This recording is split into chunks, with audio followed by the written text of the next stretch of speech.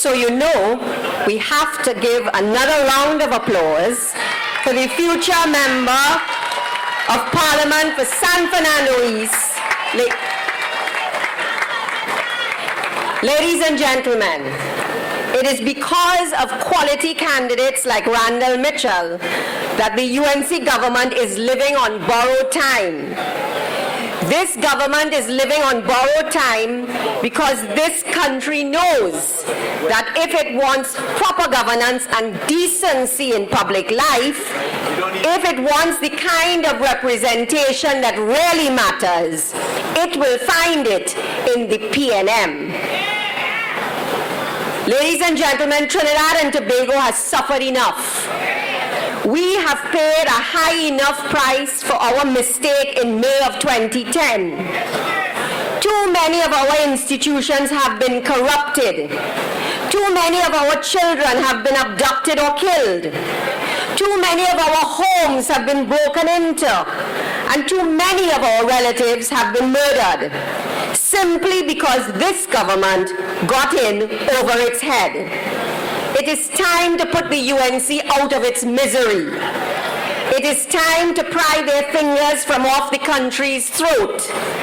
It is time for us to breathe clean air again and to be able to hold our heads high among our CARICOM neighbors and in the international community. It is time, ladies and gentlemen, for the People's National Movement. My dear friends in San Fernando West, it is time for us to return to decency and integrity and to family values and wholesome living. It is time for us to have a member of parliament who embodies these values and who shares our aspirations. It is time, my dear friends, for Faris Al-Rawi, next member of parliament for San Fernando West. A new day dawned and felt it. No time house. Let's go, let's go. Wake up, let's go, let's go. Wake up, everyone, sleep well. Meet me on the road. Cocoyea, the family of Cocoyea, the PNM family. I want to feel your love as I come to this microphone. Let me hear you. Let me hear you more than that. Trinidad and Tobago is listening to you. The country is watching to you. But ladies and gentlemen, let me begin where I should begin, by saying to God Almighty, thank you for the beautiful weather and the beautiful people and the beautiful gathering that we have here tonight. To our Muslim brothers and sisters, we say, Assalamu alaikum wa rahmatullahi alaikum, in this beautiful season of Ramadan. To our Hindu brothers and sisters, we say Sitaram. To our many Christian brothers and sisters, we say thank you for the prayers of wishing the blood of Christ from the crown of our heads to the sole of our feet. Ladies and gentlemen, our country is blessed. To the PNM, we say how good it is to receive so much love. And to the people of Trinidad and Tobago, we say salvation is close at hand. Ladies and gentlemen, an election has been called. Is it far away? It's 10 Sundays away from today. When you think about it in the context of the number of Sundays ahead of us, it doesn't seem that long. And Trinidad and Tobago has on offer, on choice, on display, a political leader who stands at the helm and says, I, Dr. Keith Rowley, public servant that I am, geologist that I am by profession, but politician that I am by practice, I stand before 40 men and women. And I look to my left and I look to my right, and I know that I have the support of these 40 men and women, of whom I am but one. of whom Randall Mitchell is but one, of whom Stuart Young is but one, of whom Marlene MacDonald is but one, being only those that I've seen through the blinding lights I have here tonight. But ladies and gentlemen, Dr. Rowley knows that he can stand on a stage in front of his people who come out to support him with full heart and say to Trinidad and Tobago, these men and women stand with me and we are a part of something. We are a part of a belief. Because right now, as we march 10 Sundays to the prize, to the battle and then prize, as we do that, we assess the lay of the land. And Randall has given us some of that. Where are we as a nation, ladies and gentlemen? Where are we after a government that has spent 15 years of money, if you take every budget prior to 2010 and you add it all up together, this government has spent more money than 15 years back to back. Some say close to $400 billion. They like to tell us, oh, it's only $300 million. Well, I can tell you the PNM in its time spent $273 billion. Our 2 terms, we spent $273 billion, and this government in 5 years has spent well over $350 billion. Ladies and gentlemen, reach into your pockets, feel into your purses, check your back pocket, your front pocket, check wherever you have cash, and see if you see your share of $300+ billion. Look into the drains, look into the canals, look onto the streets, check in the potholes, check in the beds that don't exist in the hospital, check in the police stations, check in the courts that are overflowing, check in the community centers that have no lights, check the overgrown grass in your constituencies, check the buckets filled with mosquitoes, and see if you find the money. Measure every box drain in Trinidad and Tobago and ask yourselves if you can see that equal to the money. Those of you who have not received water for 6 months and are watching the advertisements that say your government is working for you, and hear WASA tell you that it was a long dry season for 6 months, ask them since when the dry season was for 6 months and why your water has been rediverted. And ladies and gentlemen, check for the flyovers and the walkovers from our communities, like in my own constituency in Bakade or in Bayshore or wherever it may be. See how your children cross the roads. Our elderly in Pleasantville, right here in Cocoyea that wait on bus transport, check and see if the buses that used to come prior to 2010 still coming for you. So ladies and gentlemen, if this is 2015 and they spent 15 years of money and they tell you this is your government working for you, do you want that government to continue working for you is the question. But should it just be that we are so sick of the UNC that we now wish to just change governments? It can't only be that, ladies and gentlemen. It can't only be that we are so sick of corruption and wastage and bacchanal after bacchanal after bacchanal, because the UNC bacchanal does not cure itself by investigation, conclusion and solution. It cures itself by a second bacchanal knocking out the first bacchanal, and a third bacchanal knocking out the second bacchanal, and a fourth bacchanal knocking the third bacchanal out.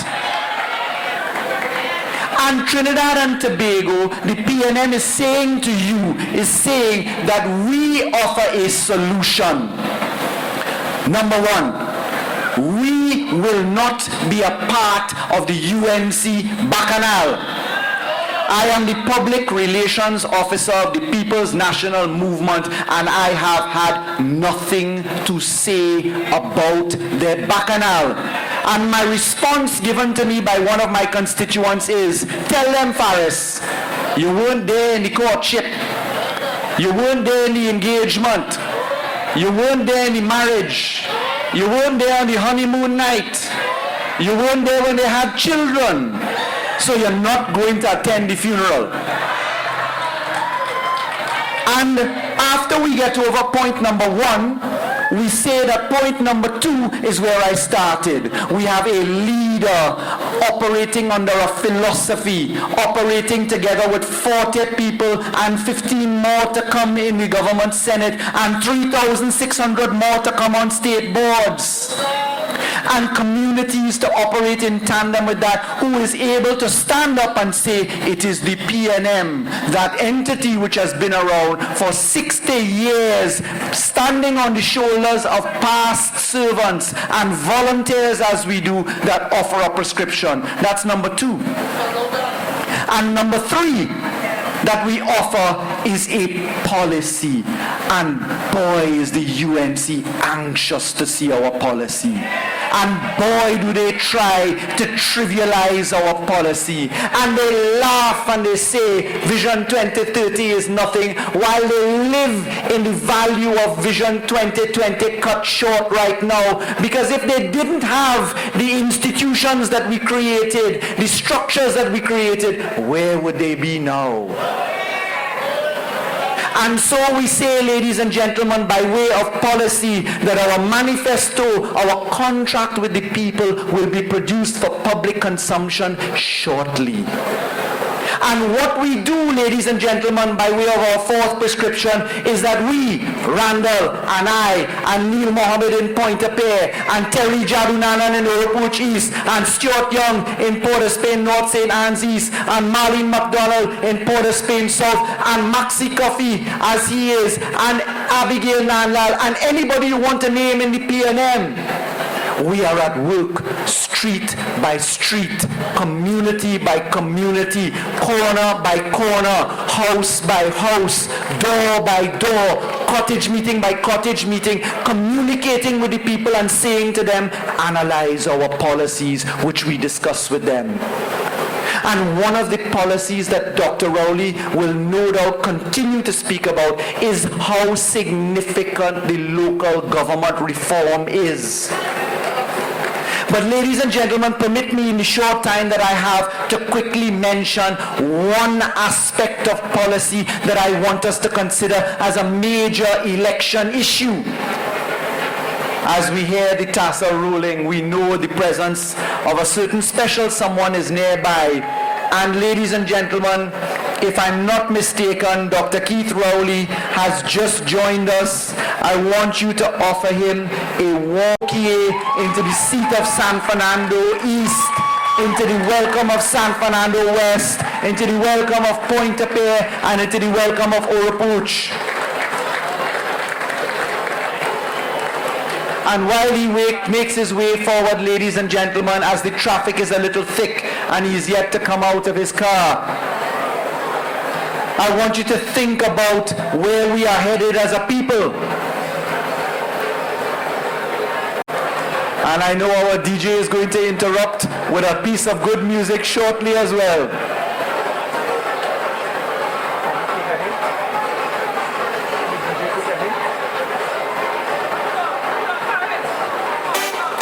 Viking Voyager, Spaniard, warp speed, into the future, boldly going where no man has gone before.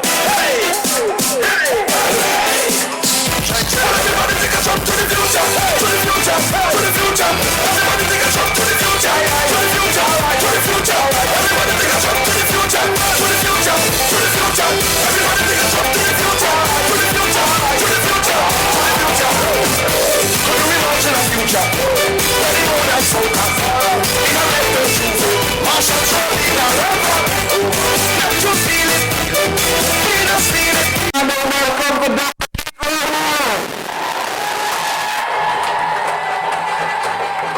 next Prime Minister of Trinidad and Tobago, ladies and gentlemen. Let me hear that look again.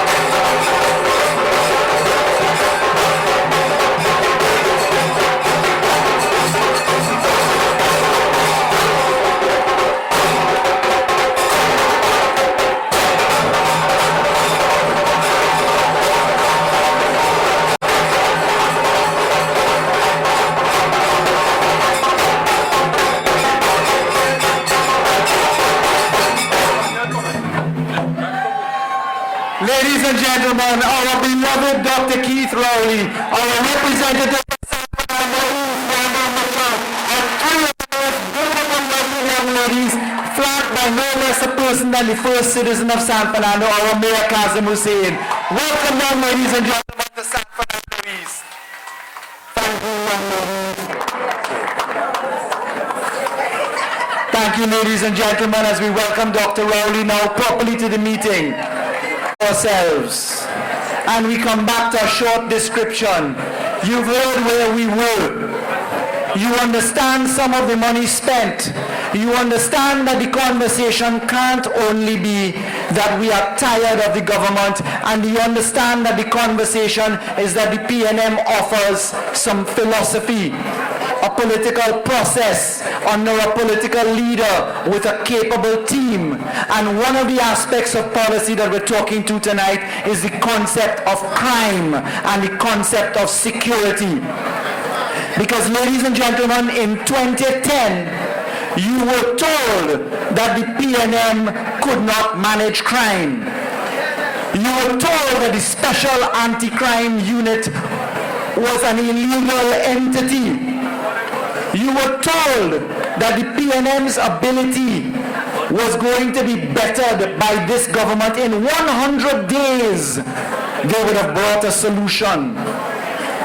You were told that they would improve the criminal justice system. You were told that we would improve the judiciary, that we would have more jails, that we would have more courthouses. And we watched them for 5 years get about bringing legislation after legislation into the parliament. We were told that we needed to change the preliminary inquiry system. We were told that the jails are overflowing with people.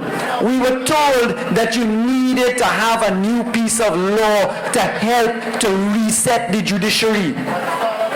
And then, ladies and gentlemen, after we as a parliament engaged in legislative reform, we were introduced to one of the most vile acts ever perpetuated in a democracy, and that was a surreptitious, deceitful, wicked proclamation of one clause now referred to infamously as Section 34. And the entire structure for criminal justice reform went out the window. And ladies and gentlemen, I, standing opposite the Attorney General then, Mr. Anand Ram Logan, witnessed the government tell us that the jails in Trinidad and Tobago are in a good state, that they now, at the last visit he had into remand yard, I believe it was, said that they were watching movies and they were growing barbadine, and yet today I read the newspapers and I watch the same man going to the courts to get a conservatory order to enter the prisons to take pictures and evidence for people beaten in jail cells. And I ask myself, where is the shame, at least in that? And in Trinidad and Tobago, we were told that murder was something that was not to be tolerated, and that they would improve the detection and conviction rate, because when somebody is murdered, you want to know that the police service is working for you. They can detect crime. It can go to court. People can be convicted, and they will serve the sentences to be carried out by law. But ladies and gentlemen, we're in 2015. And the government's detection and conviction rate out of every 100 murders and suicides, the detection and conviction rate today is approximately 3%. 3 out of every 100 murders and suicides are discovered. Let's assume one man committed murder and then committed suicide. That's 2 out of the 3. So 1 out of 97 people is caught. And ladies and gentlemen, I want to tell you some statistical facts. Fact number 1, when the Special Anti-Crime Unit was in operation in Trinidad and Tobago, the Homicide Investigation Task Force had a 39% detection and conviction rate. Fact number 2, the detection and conviction rate for gang activity was 69%. But ladies and gentlemen, you saw what happened. The Prime Minister rolled into Trinidad and Tobago. We were told we need a state of emergency. We locked up 7,000 plus people. We let go all of them. We had a state of emergency. We locked up Muslims. We let go all of them. And the war was not on the seas then. The war was on land. And the PNM didn't know what it was doing by having offshore patrol vessels. And they come now to tell you that those offshore patrol vessels were too expensive, when the fact is that the offshore patrol vessels would fly in tandem with helicopters, and you'd be able to shut off your borders from the entry of drugs and the legacy items of guns and criminals that stay behind. But ladies and gentlemen, today in Trinidad and Tobago, central Trinidad is gripped with a murderous gang warfare going on. And now it is not only hotspots, PNM hotspots, that they're focusing on. And ladies and gentlemen, what was the government's response to that? Rudal Munilal asked the PNM about kidnapping. Dr. Munilal, I want to tell you something. Under a PNM tenure, kidnapping went down to 0. We had a 100% track record on dealing with criminals involved in kidnapping. But ladies and gentlemen, what does the PNM say in relation to its policy for dealing with crime and for dealing with security? Part of it lies with a manpower audit.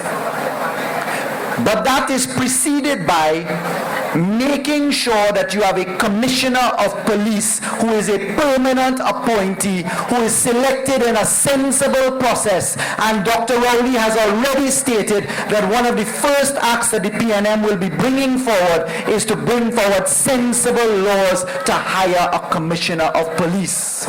Because a commissioner of police has constitutional clothing and has the responsibility to manage the police service.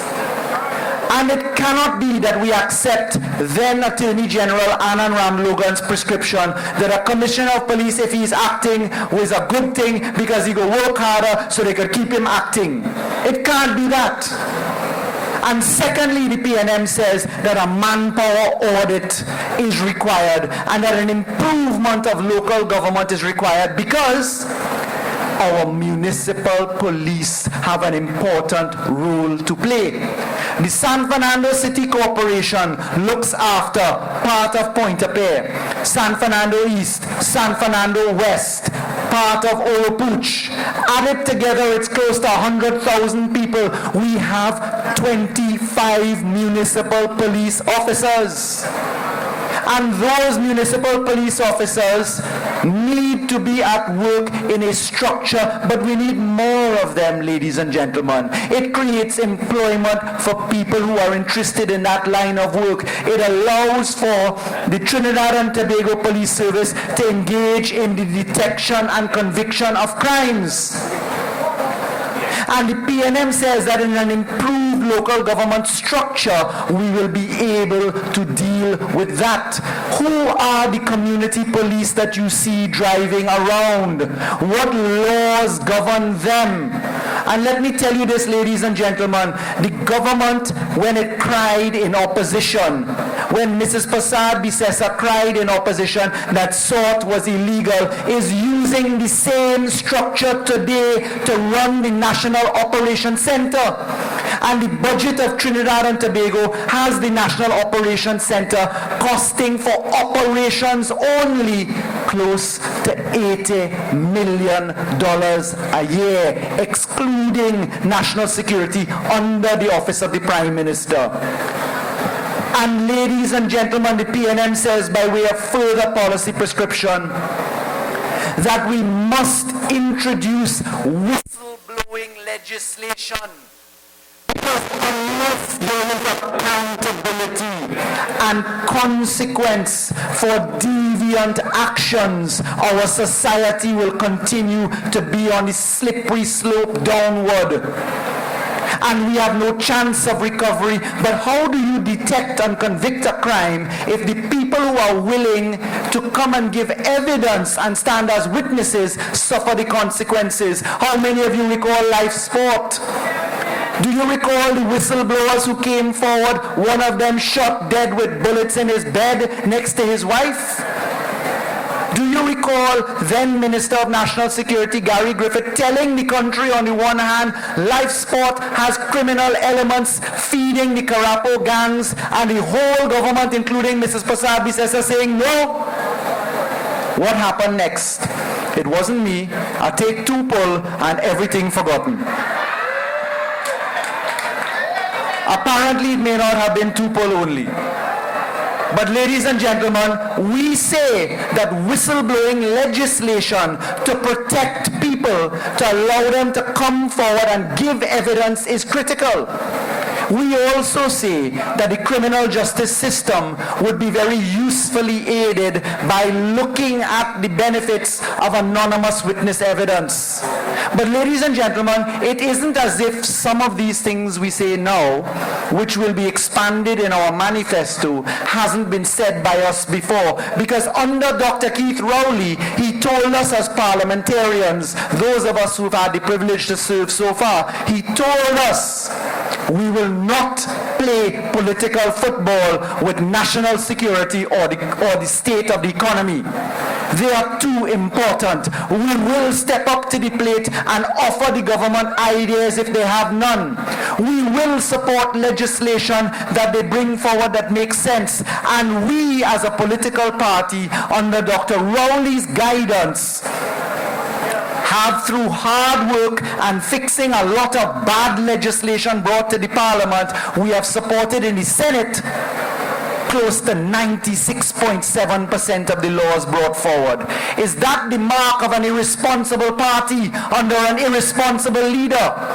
When the UNC's track record in opposition was to oppose everything, good or bad or not, the ridiculous system for the appointment of a commissioner of police is a UNC product brought about by way of their insistence of what had to be included in the legislation and the system and process.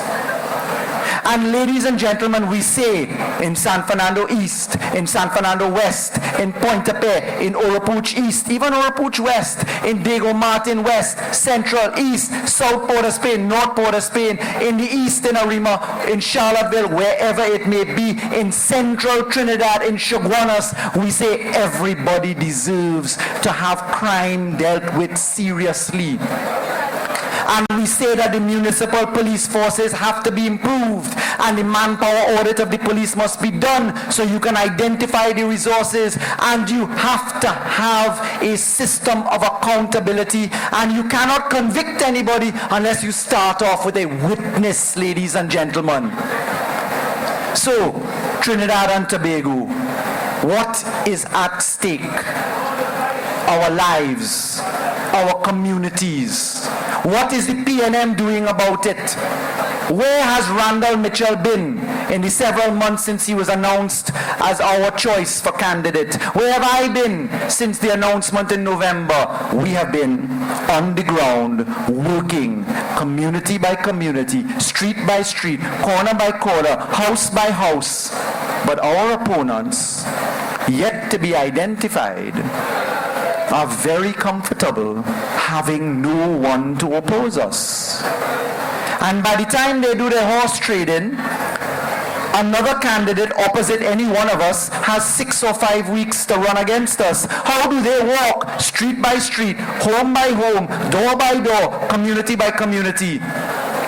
Ask yourselves whether election fraud is a real potential in this country, and ask yourselves what you're going to do about it, because as I wrap up, I want to tell you, in San Fernando West, we are aware of the polling cards that come to homes for people that never lived there. And we are aware that we, San Fernando East and West, share polling stations for demolished schools right here. Where are people going? And we are aware that people in our impoverished communities are being identified to say, take a $5,000, take $1,000, dip your finger in the ink before you vote so you spoil your vote. But we are sure that Trinidad and Tobago is brighter than that. And we are sure that people are more decent than that. And in any event, we are diligent enough to be watching out for it, and we intend, Randall as he's a lawyer, I as I'm a lawyer, Neil Mohammed as he has a law degree, Terry Jadunanan as he is a lawyer as well. All 4 of us in law, not by mistake, ladies and gentlemen. We're going to sell our careers and not make sure we apply the law right here. And who brave enough to commit electoral fraud, I hope you like the sentence to follow that. So ladies and gentlemen, this election is about diligence. It's about hard work. It's about philosophy. It's about policy. And the reason why we 4 in our pack, and I'm naming them as we share boundaries, Neil Mohammed, Randall Mitchell, Terry Jadunanan, and I, why we move forward as a team, and why we're able to tell the country that they should vote for PNM on intelligent issue analysis, on proper policy reform, but more particularly because we are a coordinated pack, because the greatest example of successful volunteerism exists right here in the PNM. We are a party, 60 years old now we are. Proud as we are, standing on the shoulders of those who have come before us, but we continue to thrive because we've chosen excellent leaders, and we are diligent and honest and faithful in our pursuit. So ladies and gentlemen, come September 7th, wake up early in the morning, say your prayers to God Almighty, and then bring everybody out. It is not over until the election results come in. Be diligent, be prudent, be honest, fear our God Almighty, and have faith in a better life under a distinguished leader. God bless you, ladies and gentlemen. Great is the PNM. Great is the PNM. Great is the PNM, and we shall and will prevail. Thank you.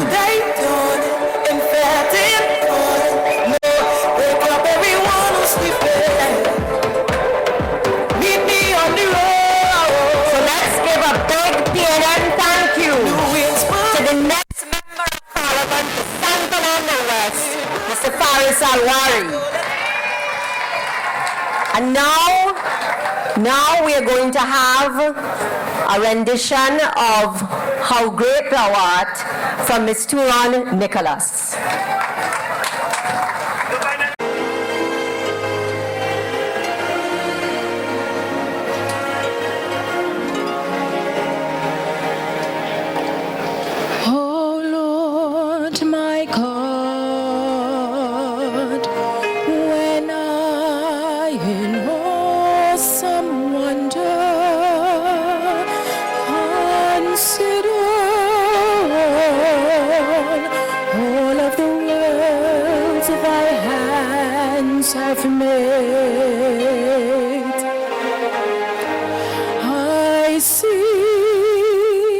the stars.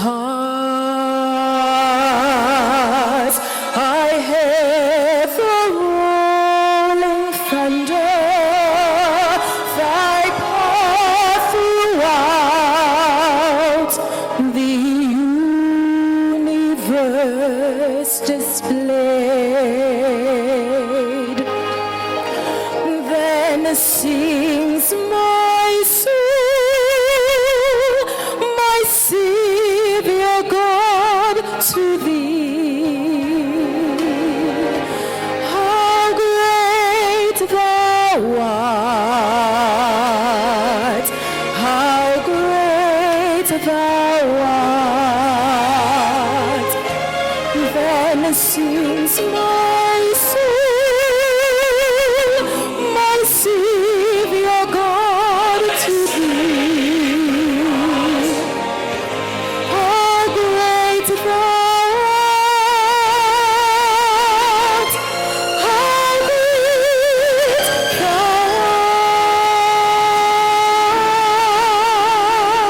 art.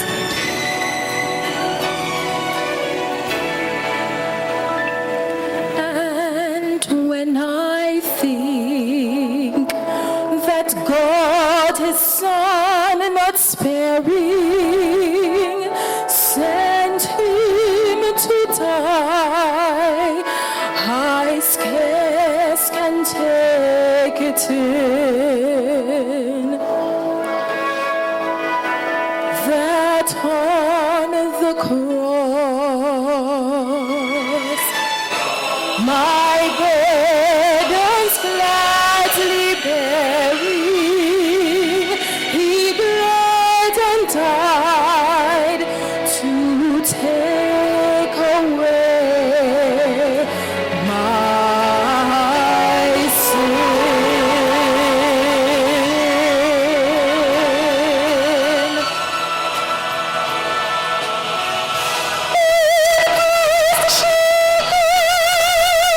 With shouts of acclamation to take me home, what a joy shall fill my heart. Then I shall bow in humble adoration.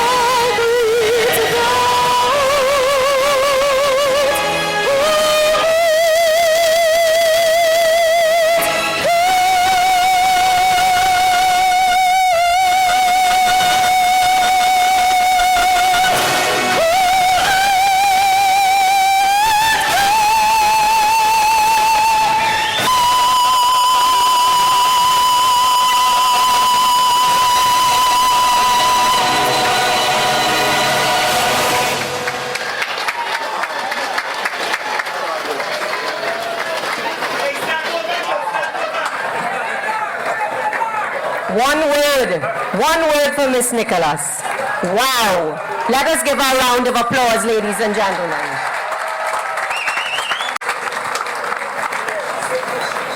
And just to come down from that a little bit, could the driver of PCY 4523, could you go and move PNM together?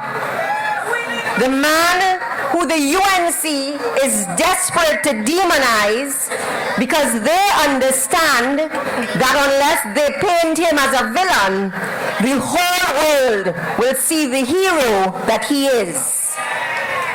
A man who has walked through the fire in defense of his beliefs time and time again, and who has come out on the other end better and stronger for it. A man who has always stood up for what he believed in, alone if necessary, and against the most unimaginable odds. Before the Integrity Commission after Integrity Commission, Commission of Inquiry after Commission of Inquiry, and even before biased parliaments, and has survived each and every battle, standing tall and standing proud. A man who cannot be kept down, a true fighter, a man who won't run and hide when things get rough, a man who will work and do the work the country needs to be done, not fet and lip sync down the place while the country burns. The political leader who will restore decency and dignity to the office of the Prime Minister, the political leader who will lift this country's flag out from the gutters into which Kamla Persad-Bissessar and the UNC have dragged it, the political leader who will shake out that flag, dust it off, and fly it high and proud among our Caribbean neighbors.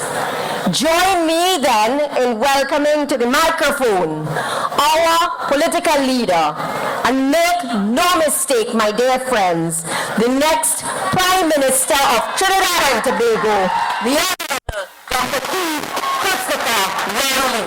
The higher you build your barriers, the taller I become. Thank you very much. Thank you very much, Chair Lady of tonight's proceedings, my former cabinet colleague, and currently the campaign manager for our constituency in Pointe-a-Pierre, Mrs. Christine Kangaloo, Party Chairman Mr. Franklin Khan, Deputy Political Leaders, Mrs. Joan Williams, responsible for Party and Elections, Mr. Rohan Sinanan, Deputy Political Leader, Policy and our Campaign Manager in 2015, Ms. Marlene MacDonald, Deputy Political Leader, Legislative and Member of Parliament in waiting for the election day to represent the people of Port-au-Spain South again, other party officers, the Mayor of San Fernando, Alderman Kazim Hussain and his councillors, other members of local government, party officers, all members, supporters, and the tens of thousands of fellow citizens listening at home in Trinidad and Tobago. A very good night to you from the PNM platform here in Cocoyea village in San Fernando.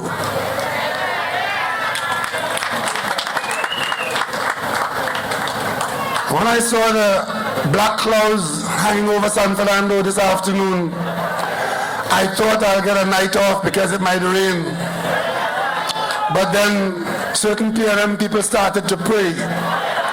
And before the sun went down, the sun came out.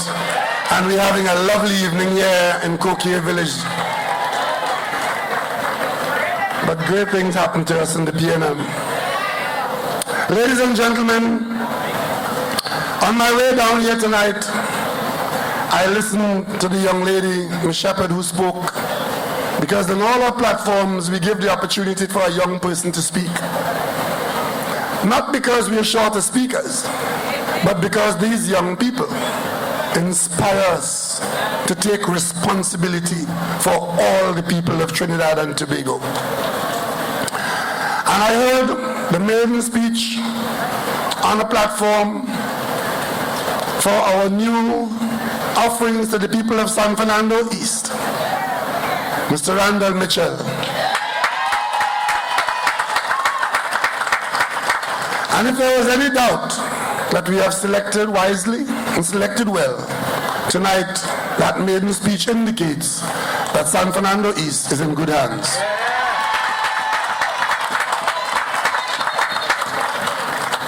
It must have been about 3 weeks or so ago that the Parliament of Trinidad and Tobago was dissolved.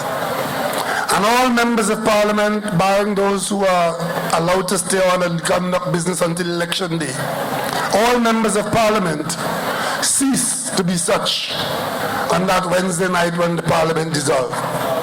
What that means is that Mr. Patrick Manning, the Member of Parliament for San Fernando East up until 3 Wednesdays ago, would have ended a tremendous tour of duty to the people of San Fernando East and the people of Trinidad and Tobago. And tonight, one of the first things I want to do here on this ground in Cocoyea is to say thank you, thank you, thank you to a citizen of Trinidad and Tobago who served his people well. And to indicate that we have taken very good care to ensure that the baton that he held has been passed into very safe hands, the hands of Randall Mitchell. We are currently engaged in a national election campaign. We'll be very busy with this campaign until the 7th of September. But as a party, one of the first things we will do after the 7th of September is to have a tremendous function of the highest quality to honor the service of Patrick Augustus Mervyn Manning.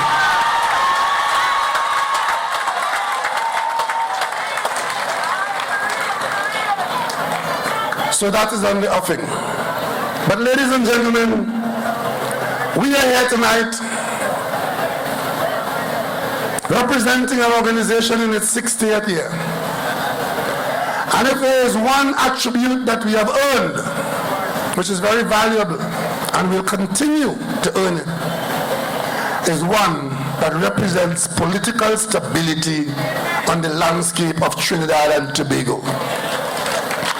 And that stability is even more required when there are serious challenges ahead. In fact, notwithstanding what our detractors might say, it is in times of greatest difficulty that the people of Trinidad and Tobago look to the PNM for support and for its own salvation. Before 1956, we, the people of Trinidad and Tobago, were like any ordinary colonial backwater, picking up what was left for us from the colonial masters, and every day was like the day before, with no great vision of a bright new day for our young people and misery for our elderly. In 1956, the PNM under Eric Williams changed that. When he let his bucket down in Woodford Square and won the majority of seats and got control of the affairs of Trinidad and Tobago, a brighter day began to dawn in Trinidad and Tobago. 1956 PNM. And the lives of every family in this country was changed with the coming of the PNM government in 1956. It hadn't been smooth sailing all along, but most days we competently managed the waves of nationhood. Then of course when the troubles came in 1970, and there were those who felt that that was the end of the PNM, the population looked to the PNM in 1971 for that stability, that guidance out of a forest of difficulty. Then of course, we found ourselves out of office in 1986. But by 1990 there was trouble again, even worse than 1970. The parliament was invaded, the police headquarters was bombed, lives were lost, and for a moment it sounded like the people of Trinidad and Tobago had lost their way. In 1991, the population turned again to the PNM, and the PNM took us out of our difficulty on the road to progress. Of course, in 1995, there was a change of government again, smooth, competent. And another party got into office. But by the year 2000, another election took place. But by 2001, that government had collapsed. In fact, it imploded. There were 3 ministers of government that broke rank with the government on the issue of corruption. There are those who would like us to forget that. We went to the polls in 2000, 2001, 2002. And it was to the PNM that the country turned when those developments took place. So from 2001, December, it was Christmas Eve, I think it was, PNM came in, we went to the polls in 2002, and we served until 2010. A new government came in 2010, and the PNM gave way, offered our congratulations, and offered our support in the public interest. But by 2015, the general sentiment in Trinidad and Tobago is that we just can't go on this way. We've had enough, no more. And I have every confidence, like it happened before, it will happen in 2015 when the people of Trinidad and Tobago once again turn to the PNM for its stability, for its salvation, in the interests of all the people of Trinidad and Tobago. But there's a campaign between now and September 7th. And it is clear to me and to all discerning eyes and ears that the major ingredient that we will come up against in this campaign is a campaign of lies and misrepresentation. But you see, when the population cannot accept what is said by office holders in Trinidad and Tobago, we are in as great a difficulty as we were when Abu Bakr took over the parliament. And for those of you who don't believe, just look at what's been happening so far. Farrell spoke about the PNM candidates on the ground knocking on your doors and offering themselves as representatives of a 60-year-old party with a long and proud record, coming to you and campaigning and saying to you what we are going to do if you put us into office and who we are if we get into office and who we'll work for when we get into office. Those who are opposed to us don't have to do that. All they have to do is to wait until the last minute and offer you the same fare that upset your stomach so badly. But they're hoping that in the meantime, on your radio, on the television, and on the newspapers, they will bombard you with the misrepresentations and the lies to the extent that you will become numb and you'll forget what they really are. But tonight, the campaign is a long one. So I have time to go into dealing with the issues that they offer to us. Because we at the PNM, we are not afraid to engage. And we will engage. We will speak our own truths. And we will represent ourselves. We will not allow others to review the history and revise it to suit themselves and to talk to you as though there was no PNM to tell you the truth. They would love for us to do that, you know, so that you can think that you didn't live the last 5 years. So you see, I was reading the papers and I saw an appeal being made to me by a leader of a party that is part of the coalition under the UNC. And he said to me publicly that one of the things the PNM must do in this election is to tell the country what we are going to do about property tax. Now, ladies and gentlemen, nobody likes to make tax an issue in an election. But this particular gentleman, a fellow called Prakash Ramada, who speaks for the UNC, he made a career on dealing with property tax in 2010. He led the march around the country and the rally in Bernard Promenade on Axe the Tax. Remember that? And tonight I will show you what the people of Trinidad and Tobago had to deal with and what the situation is. The tax man for 5 years had nothing to say about tax, had nothing to say about ask the tax.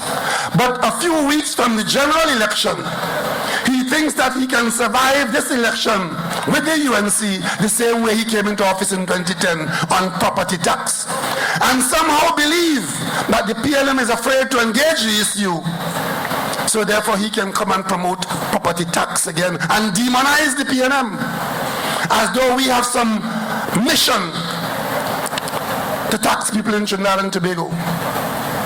We, the PLM, for the benefit of those who didn't remember, it was the PLM that brought income tax down to 25% from where it was. Today, all employed people, you are paying income tax at a 25% level. That's a PNM initiative under Patrick Manning. I was a member of the cabinet then.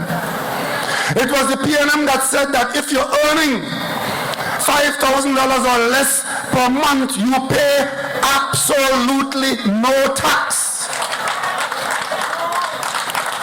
That is all recorded taxation.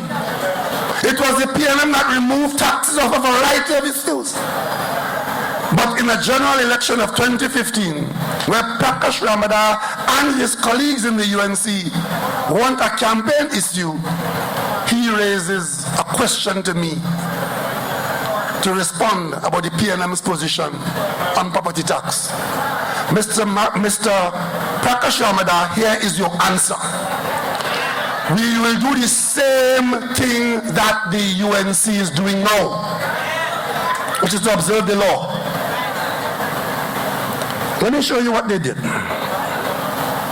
The existing legislation in Trinidad and Tobago for collecting taxes on land and buildings is the Property Tax Act of 2009. Act number 18 of 2009. That is the law. Prakash Ramadan is a lawyer. He's a parliamentarian. He is chairman of the legislative committee of the cabinet, so he knows that. The law, as you are standing in front of me here tonight on property tax, is Act number 18 of 2009. Assented to in December 2009. Now, that they won the election in May 2010. And of course, the land and building taxes bill, theirs was laid in the parliament in 2011. So in other words, they campaigned in 2010 against the tax. When they became the government, they came to the parliament and laid a bill in 2011, a land and building tax.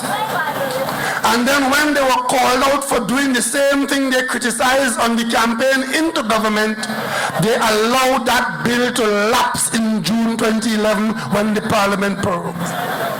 That's a fact. But the law is still there as of 2009.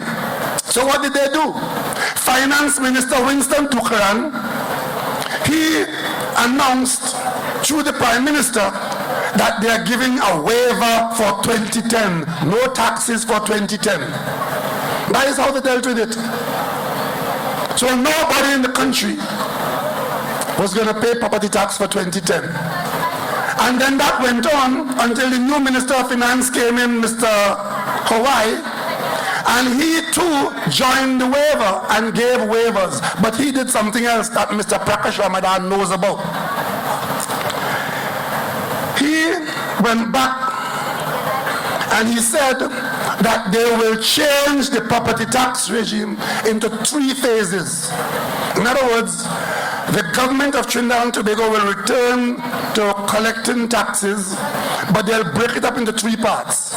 The first part, which will kick in at the time that the minister was reading his budget, was for commercial properties. They'll begin to collect tax on commercial properties, and they did that. And then after that, they will collect taxes on industrial and agricultural properties, and they did that. And the third phase which they put to come in after the election, they will collect taxes on residential properties after the election of 2015. That's what it is. That is what the Minister of Finance of the UNC has put in place in the Parliament. And that being so, why then is Prakash Amada asking me about property tax?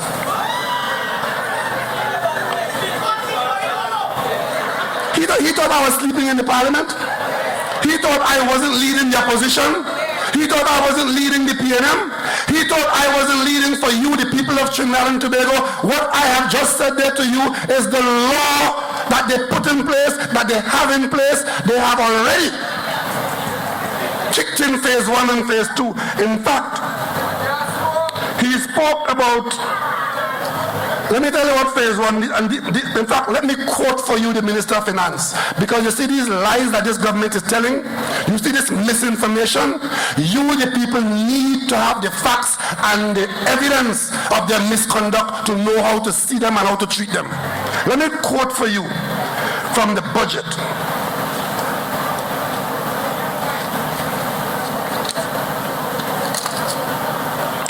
This is 2001-2002. This is Mr. Yetming, and I'll come back to him in a minute. Listen to him.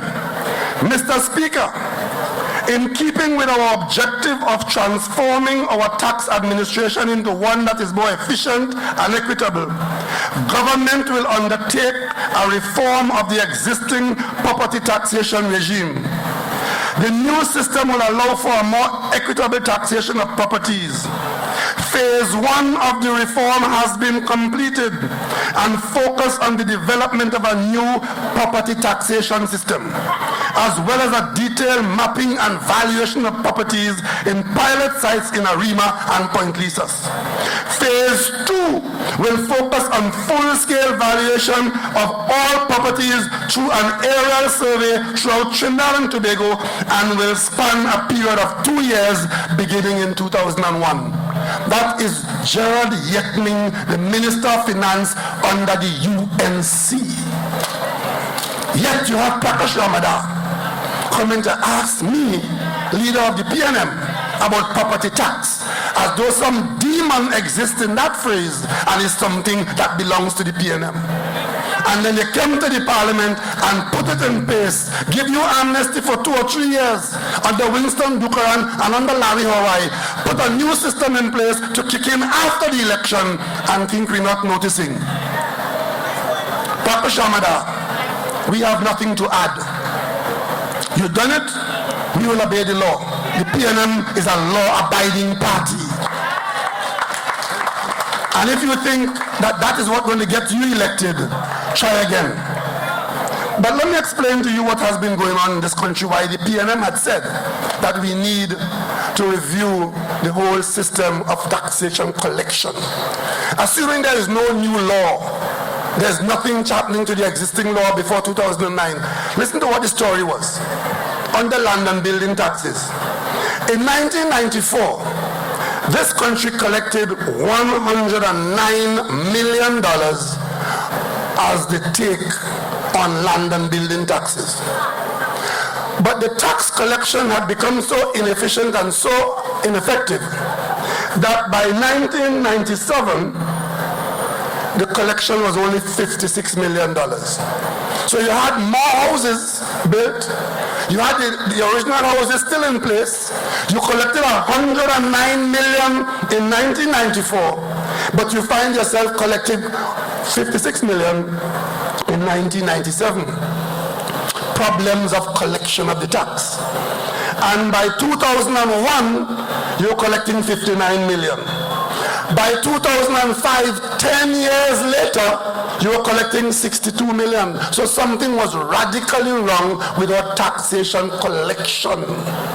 You're collecting $109 million in 1994, but on the same housing stock and a larger housing stock, you were collecting $62 million 10 years later. And the PNM government, a responsible government, said what we need to do is to have a better collection system so that the tax system be collected. And we came up with the idea not by VAPs, but by looking at the best arrangement for improving the tax collection, and we said we'll have a revenue authority that has overall responsibility for collecting the various aspects of the tax. The same way Prakash Amadal led a rally against Yetman's property tax, they led a rally through Watson Duke against the revenue authority. Remember that? That was the campaign of 2010. And they won the election. And of course, they did absolutely nothing for the benefit of Trinidad and Tobago and to treat with the problem. It remains the same place. That is why tonight, I can say here and say, as I've said before, that the incoming PNM government will put as part of our policy prescription the bringing into being of a revenue authority that will improve the collection of taxes in Trinidad and Tobago. That's how that. And the workers who are now in inland revenue will have all kinds of opportunities available to them, either to work in the new authority, to work somewhere else, or to leave the service if they choose. There'll be no force feeding or no force action. We're simply changing the administration of taxation collection. Who in this country is telling us, let the system remain the same? The candidate for Tobago East? Watson Duke? We're competing with him in Tobago East for the seat in Tobago East. We'll treat him with respect and we'll send him back to you. But the important thing is that there's a problem to be addressed. And the problems of Trinidad and Tobago, whenever they arise, they're always lie to be addressed by the people's national movement. That has been our history, it is our destiny, and we will not fail you. So we do it, and we will do it. We're a responsible party, and we will run a responsible government. But the lies, the misrepresentation, the smart manism. Imagine Prakash trying to pull that stunt on me. And of course, I was in New York last weekend. And I came down to breakfast in the hotel, and one of my colleagues showed me his phone. I could not believe what I was seeing. I read it again and again, and I realized it was me. I wasn't even here. I wasn't even there. But Mrs. Kamla Prasad Bisesa, going out of her way to convince the people of Trinidad and Tobago, and I dare say the East Indian population, that I am in some league with Jack Warner to undo this female Prime Minister. Me.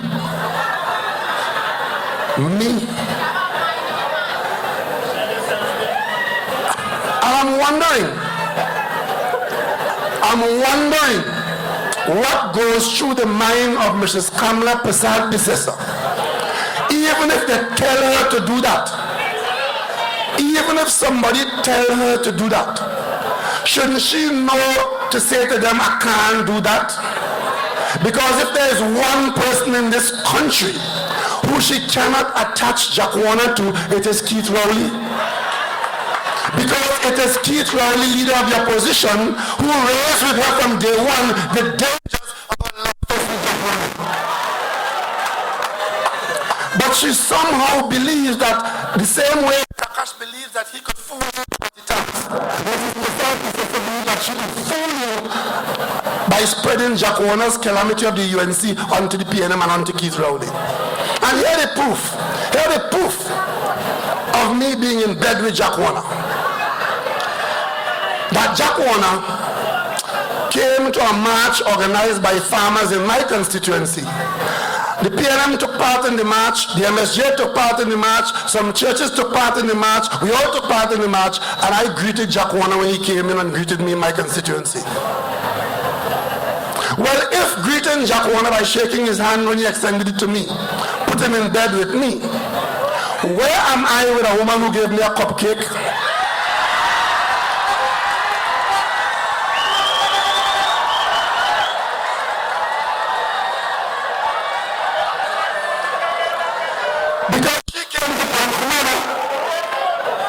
saw my parliamentary colleague, I greeted her, and she brought gifts. Jacquona only brought a hand to shake. She brought a cupcake. She gave it to me. And the same way I remembered my upbringing from my grandparents. So when Jacquona extended his hand to me, I shook his hand and said, good day. When she offered me a cupcake, which could easily have been hemlock or strychnine, I received it. I thanked her, I smiled, and there goes the cupcake. And a friend of Hollis called me and said, don't eat that.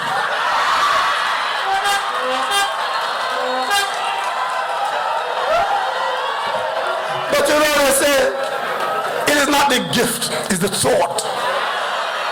So I accepted the thought. And I didn't eat the cake. But you know, there's something very serious happening here. Of all the legacies that the PNM would have left on the landscape of Trinidad and Tobago from 1956 to now, the most enduring legacy and probably the most valuable is the sustenance of interracial solidarity among the peoples of Trinidad and Tobago. That is a PNM legacy. We all celebrate Christmas together. We celebrate Diwali. We celebrate Eid. We celebrate Carnival. We argue during the year, but we respect each other. Trinidad and Tobago must be the most complex country in the world. In Northern Ireland, Christians were killing one another across the street. In the Middle East, Muslims are killing Muslims. But in Trinidad and Tobago, Muslims, Hindus, and Christians live together in peace and harmony under 60 years of PNM existence. And that is why I take strong objection to the racial campaign being run by the UNC in 2015. And they believe that the PNM will do nothing about it. Because once you say race, the PNM run and hide. Well, not under my leadership. Not under my leadership. If you engage us, we'll engage you. Because we have nothing to fear, nothing to be ashamed of. So, let me take you down this Jacquona story. For one reason and one reason only. The reason is that the UNC, in responding to their Jacquona calamity, is waging a campaign to make it an ethnic thing.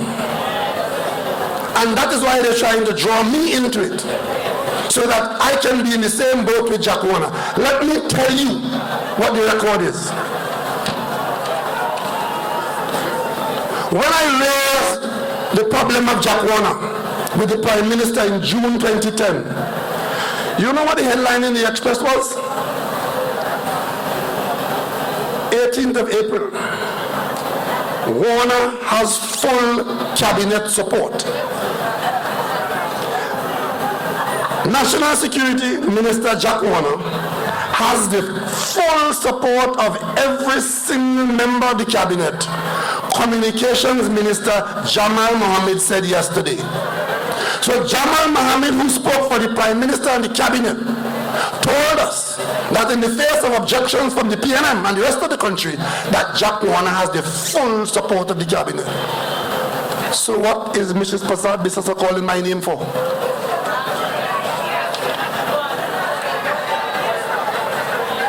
And what is the UNC trying to pass Jacquona on to us for?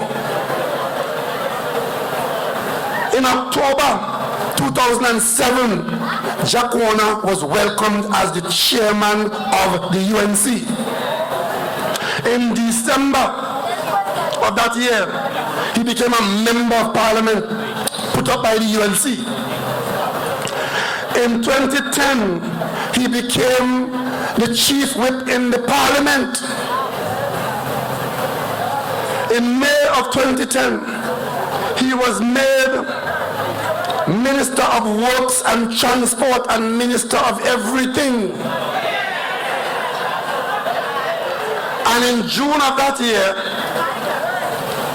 as opposition leader, I wrote the Integrity Commission questioning the appointment of Jack Warner. Who else did that in the parliament or in the country? And the Newsday of June 10, 2010, this was the headline, Richardson Dalai, quoting the Prime Minister, Kamala backs Warner. And her comment was, among other comments, I don't think Mr. Rowley needs to campaign on that issue. It is something we are mindful of, and we will do what is best and correct. Let me repeat that. This is the Prime Minister talking in June 2010 on the Jack Warner issue. I don't think Mr. Rowley needs to campaign on that issue. It is something we are mindful of, and we will do what is best and correct. And that was our cue to know that she will do something else. 1 week later, headline in the Newsday, June 18, 2010, Kamala, Jack stays put.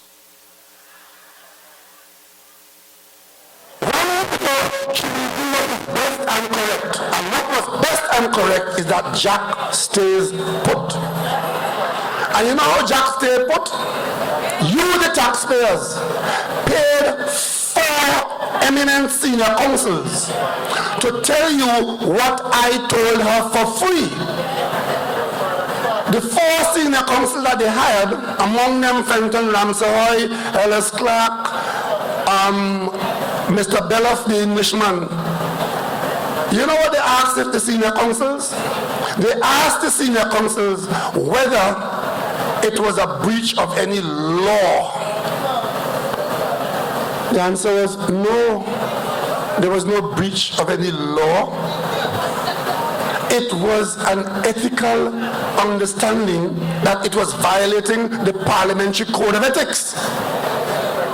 And Robinson himself, when he moved that motion in the parliament, he said it does not have the force of law. It will be for the population to take notice and act against any breach. It's an ethical breach. So when they hired the senior counsels, they could hire 4 or 40. They knew that the answer would have been that there's no breach of the law, but the wrongdoing was an ethical breach. So when they came and told you that Beloff said this and Ramsay said that, it was an attempt to fool you because we were never arguing law. We were arguing potential conflict of interest. We were arguing, and I was saying to her, the potential for Jack Warner's private business and FIFA scandal to be drawn into Trinidad and Tobago's business is there if you put him in the cabinet. It wasn't law, it was requiring a judgment on the part of the Prime Minister, and boy did she so bad judgment. And of course, you know, Alan Ramrogan, he is the one who was organizing the lawyers. And he told you can't say he didn't tell you. He said, it is solely up to the Prime Minister Prasad Bisesa to determine whether Jack Warner stays in the cabinet. And Mrs. Prasad Bisesa says that Warner is fit to serve. And then, of course, Mr. Warner puts up his defense. You see, because April 2013, once again, I filed a motion in the Parliament. And permit me to read the motion to you tonight because I will not let Mrs. Prasad Bisesa and the UNC disrupt this campaign and mislead you about Jack Warner as any issue in this campaign. They had the opportunity before to deal with Jack Warner and they chose which side they were on. They were on Jack Warner's side. At the PNM and all the other right-thinking citizens, we had another side. So I filed a motion in the Parliament on April 26, 2013. This is 3 years after I objected to him going in the cabinet. Motion in the Parliament, April 26, failure of the Prime Minister to act. Whereas the private activities of the Member of Parliament for Chaguanas West and former Minister of National Security has been the subject of widespread adverse commentary, censure and inferences both locally and internationally, which are in conflict with his position as a Minister of Government And whereas the actions and conduct of the former National Security Minister have been the subject of widespread adverse commentary, censure and inferences both locally and internationally, and whereas the former Minister of National Security and his business partners have been linked to or associated with a number of alleged investigations into alleged misconduct or alleged criminal offenses, both locally and internationally, which have attracted widespread adverse commentary. Be it resolved that this Honorable House express its disapproval of the failure of the Prime Minister to act expeditiously to take appropriate action to protect the image and interests of the people of Trinidad and Tobago, which have consistently been damaged by the actions and business of the member for Chaguanas West. That was the motion I filed in the Parliament. And guess what? Guess what? Mr. Warner defended himself. Listen to Mr. Warner's defense. Mr. Speaker, every criticism, every allegation against me has been in the public domain for the last 20 years. You think Ms. Kamala Prasad business was around for them 20 years? And he goes on to say, nothing new.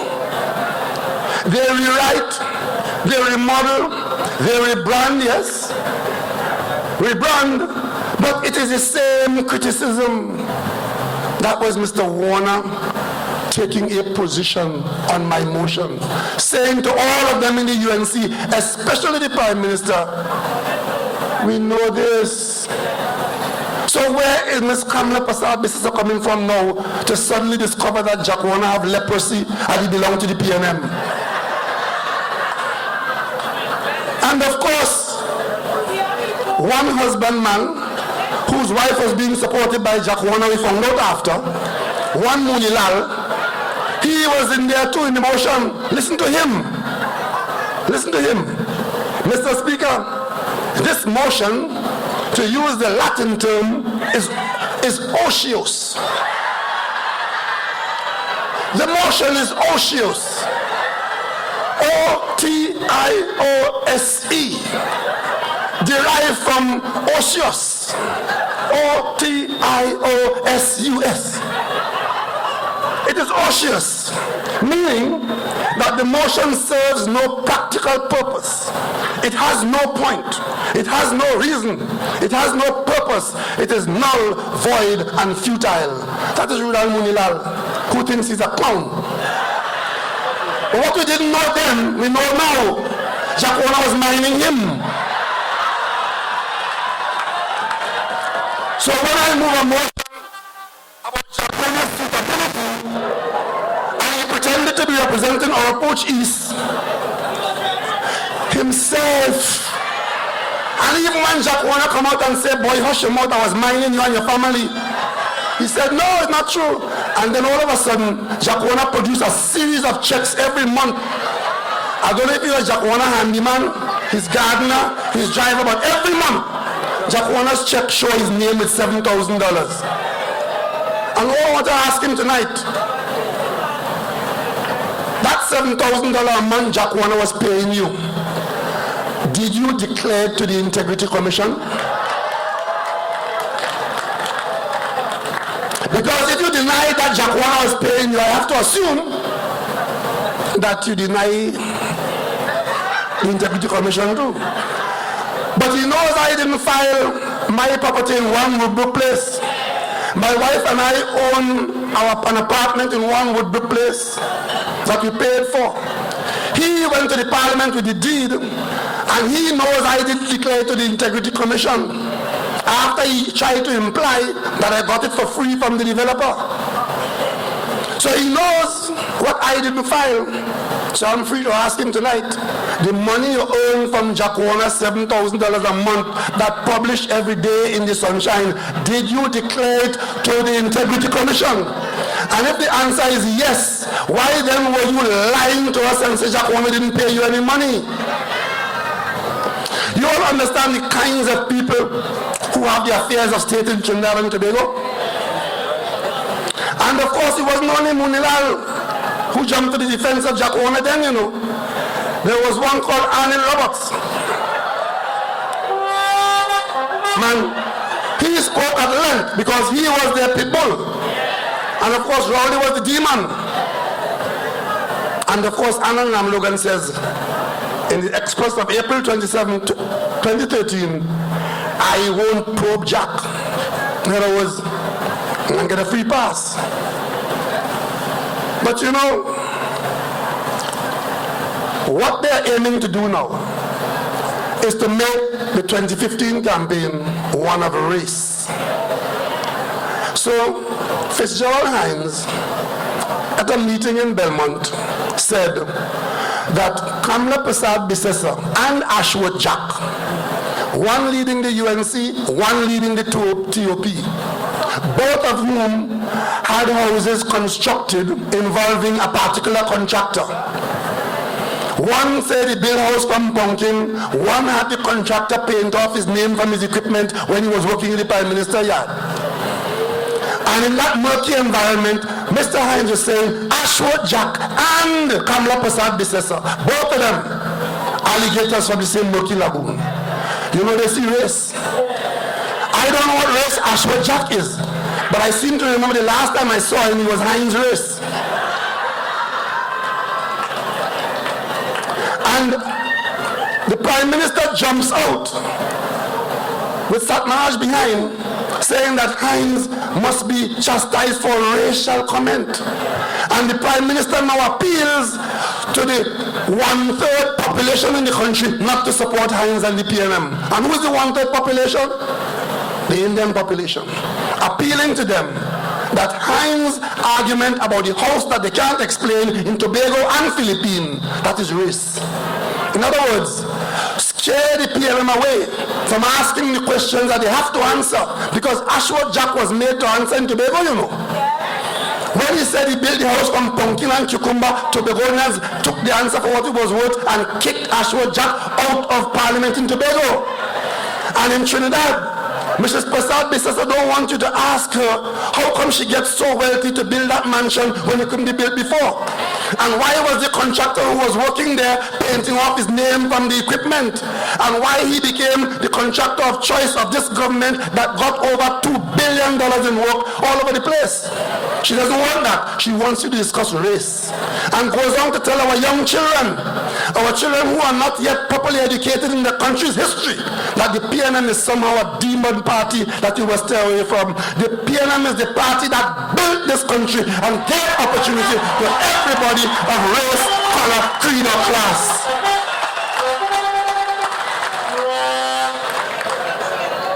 And when they were going to slander me and my father, have you heard Munilal begging Jack Warner not to interfere with families? You heard that? Jack Warner, in his UNC exposes, talking about who get money and who get what else and who paid what and who didn't pay. Munilal is now saying, leave our families alone. That is the same Munilal who told you he took Vanilla Alin to the parliament. He approved her speech to slander me, dig up my dead father and slander he too. But all of a sudden, Munilal wants families to be left alone. That is the same Munilal who went down to Orapush the night before and put up a banner, coded racial banner. Hide your children from Keith Rowley. As if we don't understand what they're doing. We understand it very well, Mr. Munilal. You are trying to demonize me and the PNM along racial lines in 2015 to survive and become the government again. But the people of this country are not blind and we are not foolish and we've had enough of you. And if you believe that the PNM will not engage you, wrong time, wrong mover. In Arangues, as we are calling on this government to explain its stewardship, tell us your policies, why you did certain things. They put a banner up in Arangues. Jack Warner and Keith Rowley, stop attacking our families, and put the Hindu Om on the banner. People of Trinidad and Tobago, these people are playing with fire. If you want to convert your defense into invoking the symbolism of your religion, you are asking for trouble in a multiracial, multi-religious society. And the Prime Minister and the UNC must be scolded and asked to turn away from that. It wasn't sufficient in the by-election in St. Joseph that Mrs. Kamla Prasad Bisesa authorized her government to go into Aranguez, pull up a table and give out $2 million in taxpayers' money the Sunday before election. So they're playing fraud victims. That's what they did, in the by-election. But they lost anyway. That was only money. But in this campaign, it's a banner with the sacred symbol of the Hindu religion on it, attacking Keith Rowley and Jack Warner. We understand the coded symbol tonight. I appeal to Mrs. Kamla Prasad Bisesa and the UNC to stop playing fast and loose with the stability of Trinidad and Tobago.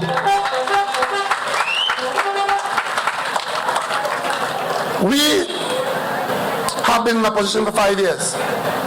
We took that opportunity to review all our policies and programs. We brought people from inside the party and persons who were not members of the party, but they had talent to contribute. And we reviewed all our policies and programs. And in 2015, our manifesto will take the form of a summary document of the main points, but a number of subsidiary documents in more detail on education, on health, in agriculture, in energy, and so on and so on. So that when a minister comes into office on the 8th of September, that minister will have a document of PNM policy in that area of activity, having been reviewed, having been prepared. So you won't get this policy on the hoof of ministers making policy on their own, depending on which microphone in front of their face. And what you will not get is the instability that is the hallmark of political parties other than the PNM in Trinidad and Tobago. You will not have people being in the government and not knowing who they are and who they represent. I can tell you, one day I was in the parliament and Wade Mark, the speaker, called on the Minister of Local Government to present something that was on the document, and 3 of them got up. It took about a minute and a half for them among themselves to decide who will sit down and who will stay standing. 5 ministers of national security in a crime wave in Trinidad and Tobago. 5. And they think that is success. The largest number of members of a government having to be removed for misconduct was under Mrs. Kamla Prasad Bisesa, because she was the queen of misconduct. And until she could answer to us who authorized Section 34 Independence Night of 2012, she stands accused of being the queen of misconduct, because there was nothing more heinous in this country than a prime minister allowing her cabinet to use the parliament, to dupe the parliament, to dupe the population, to allow the party financiers to escape the court. That is what Mrs. Kamla Prasad Bisesa stands accused of. So they could put as much ad on the TV as they want, your government working for you as much as they want. They could use CNMG as much as they want to promote the UNC campaign, and they could try to demonize me and the PNM as much as they want. Truth will prevail in Trinidad and Tobago.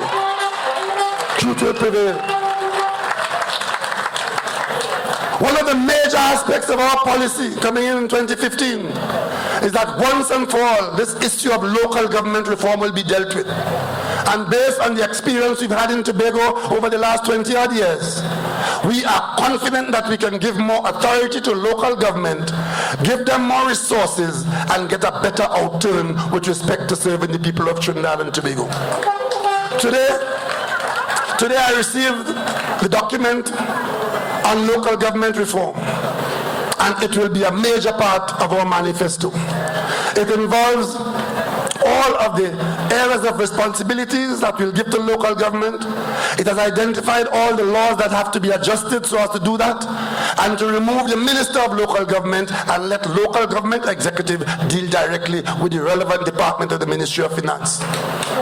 It will involve no loss of jobs to employees of local government. They will simply be working for the regional corporation that is being funded by the Ministry of Finance. Their propaganda is to go out there. And guess what? You know, God don't sleep. The bulk of the local government workers are under the NUGFW. And my former PNM councillor from Point Comana, Shagaramas, a fella called James Lambert, the UNC is out there telling local government workers that Rowley want to close down the ministry and you're all going to lose your work. How stupid. You're removing the minister. But the workers who deliver the services, whether they're under this ministry or that ministry, their jobs are still in place. They're still public officials. In this case, they will be working for the corporation in a more secure and more effective way. And there'll be greater opportunity for them to elevate themselves because local government will be given more responsibility and more resources. So Lambert goes to Cuba on their contrived Labor Day celebration. And he filming it, and he agitates. And as he was about to leave the stage, good PNM that he is, he says, when you go to the polls, make no mistake, vote solidly for the People's National Movement. And if Lambert to tell you that, what more can I say to you, the people of Cocoyea? When you go to the polls on the 7th of September, do like what Lambert said. Whether you are PNM, whether you are COP, whether you are UNC, just remember, Lambert said, vote solidly for the People's National Movement. Thank you and good night. We are the chosen generation. I know who I am. We are a chosen generation. We are a chosen generation. All of the show is excellent. All our fire for life. There we have it, ladies and gentlemen. The political leader of the PNM and the next Prime Minister of Trinidad and Tobago, the right, the honorable, the brilliant, the self-assured, the committed Dr. Keith Christopher Rowley. This brings us to the end of our discourse with you this evening. These people and slack. If I let you with the routines, this video offered me big money. If for them I should sing, they give me keys for a figure, and I love to line up in St. Martin. But I take my phone and call God. I said, Jesus, here we're going on. These bitches and them want me to prostitute the art form. And then I tell mommy like that. I say, I'm not doing that. 5 years I in the door, just taking my blows. I'm not licking that thing. I sugar. Douglas Flynn. I say, you big black bitch. I don't take no shit. Me and money to buy soap to wash my clothes. But I don't suck in them.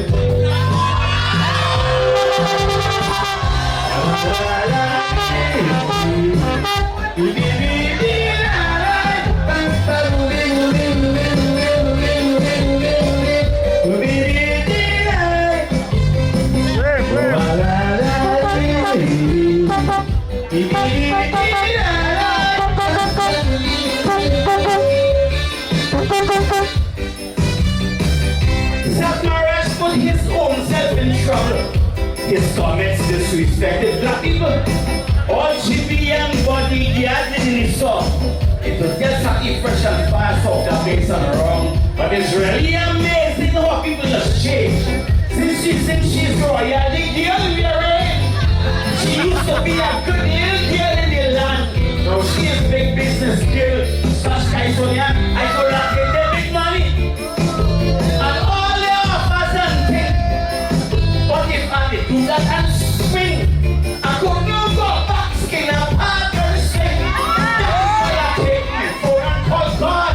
I said, Jesus, please listen to me. Because they feel that I'm hungry. They offer me this bag of money. And then I tell money love that. I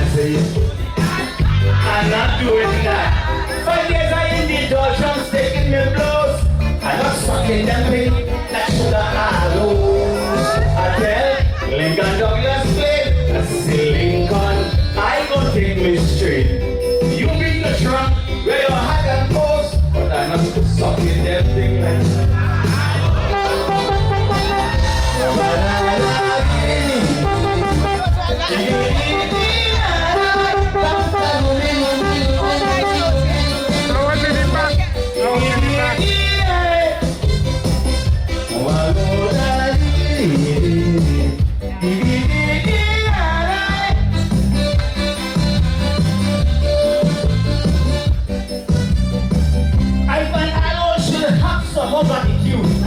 GB songs used to help him to eat the food. I don't come to the shop, I still in a fright. Imagine Arlo selling GB that he can write. But is this businessman thing confoundedly brave? So he kick all who help him out in the rain. But yes, I'm all saying, and I know it's true. Never ever bite the hand that feed you. I go not take the big money, but if I did do just and lose the head, Johnny would. Paris and Wari, Patrick and Rowley, them with that dead. That is when I take it full and call God. I said, Jesus, you are going on. These bitches and them want me to prostitute the art form. And then I get only left black. I say, yo, I'm not doing that. But yes, I ain't the doldrums taking the blows. I ain't sucking them things. Lincoln Douglas Plain, I say Lincoln, I don't take mystery. Me no money to buy soap to wash my clothes, but I don't do it them thing like sugar.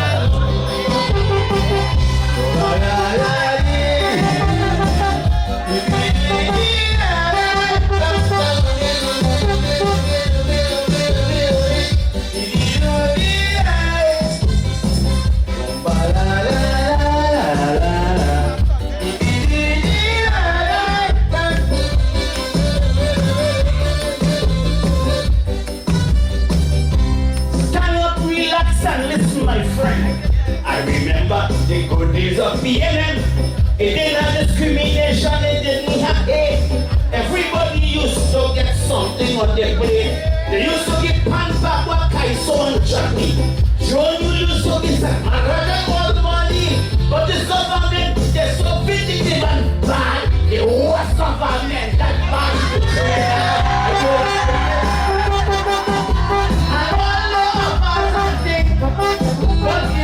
do that and swing. I couldn't go back, skin a back and sing. That is why I take my phone and call God.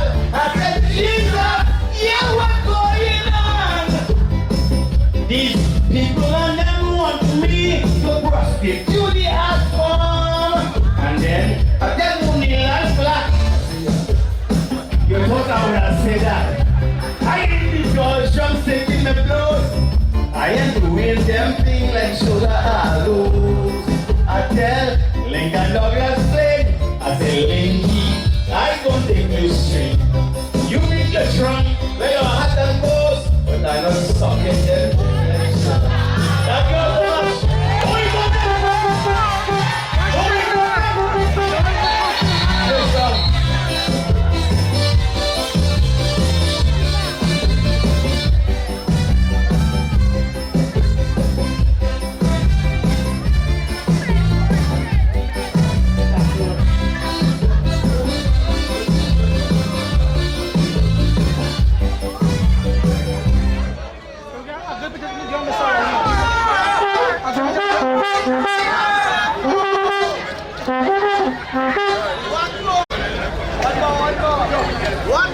One more.